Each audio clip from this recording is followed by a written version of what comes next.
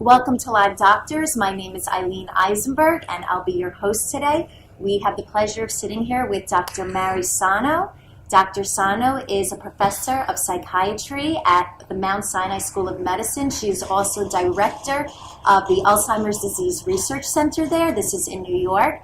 And on top of it, she also serves as director of the Research and Development Center at the James J. Peters VA Medical Center. Welcome, Dr. Sano. Thank you. Thank you for being here. Glad to. So we are going to be speaking with Dr. Sano on dementia and Alzheimer's. And I think the best way to open this up is the most common question.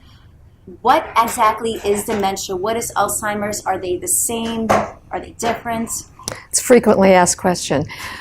Dementia refers to loss of cognitive abilities. Cognition is memory, thinking, those types of abilities. Alzheimer's is a specific type of dementia that's associated with a certain pathology in the brain, the accumulation of certain proteins, specifically the protein amyloid and tau, that forms plaques and tangles in the brain.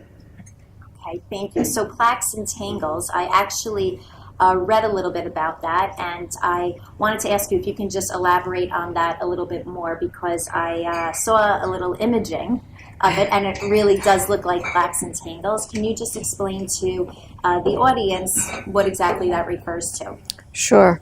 In Alzheimer's disease, we have an accumulation of proteins that fold and aggregate in a way that causes certain neuronal loss and also poor functioning in the neurons. So our synapses are also, the connections between neurons are an area of the brain that is also malfunctioning in Alzheimer's disease. So the three pathologies include the two proteins, amyloid and tau, which accumulate, as well as the loss of these synapses that allow the brain neurons to connect and talk to each other.